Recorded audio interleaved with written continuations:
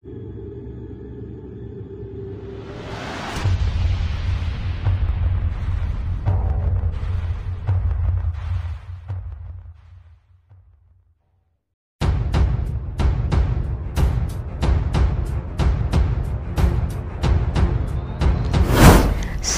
umumkan tersangka kasus Subang.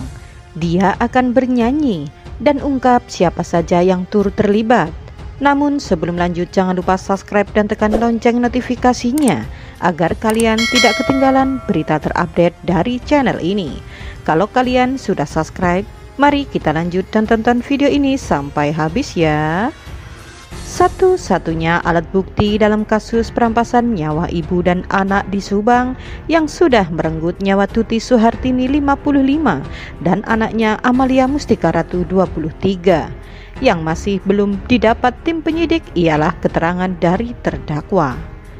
Alasannya disebabkan karena penyidik masih belum menetapkan satupun tersangka dalam kasus Subang. Sebenarnya keterangan dari terdakwa hanya bisa diperoleh ketika kasusnya disidangkan di pengadilan.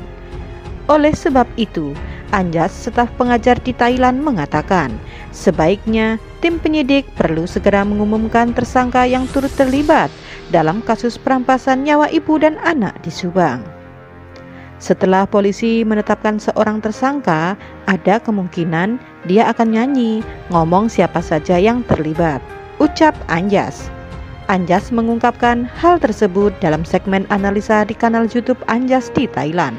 Pelaku tak tenang, 5 alat bukti inilah buat mereka resmi jadi tersangka, yang diunggah Sabtu 18 Desember 2021 malam. Dijelaskan Anjas, jika dalam pasal 184 ayat 1 Kitab Undang-Undang Hukum Acara Pidana KUHP disebutkan jika alat bukti yang sah adalah keterangan ahli, keterangan saksi, petunjuk, surat, dan keterangan terdakwa.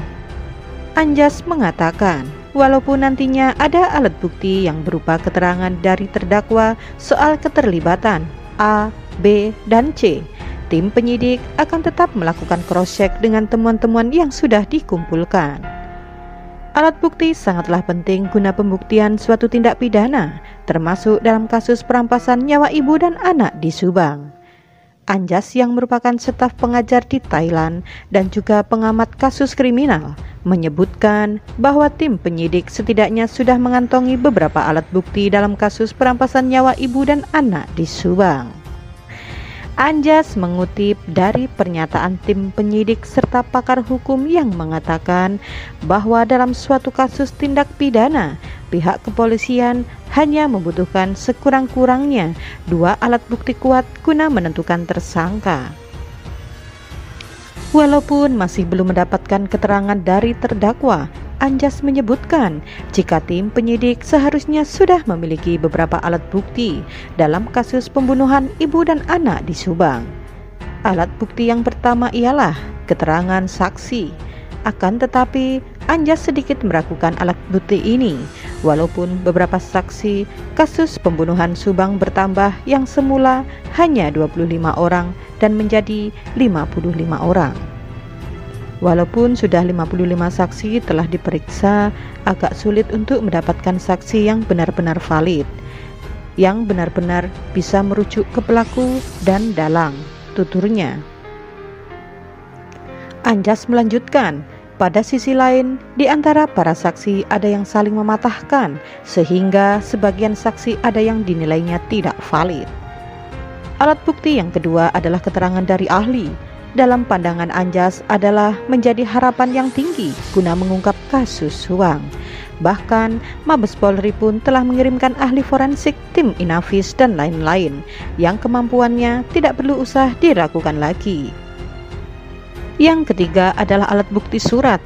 Surat tersebut mirip dengan keberita acara pemeriksaan atau BAP. Umpamanya, ada ahli yang menemukan beberapa temuan seperti jejak DNA atau jejak lain, kemudian membuat laporannya. Ilmu pengetahuan merupakan cara guna menjawab tantangan di lapangan. Bahkan, ilmu pengetahuan juga tidak bisa dibohongi.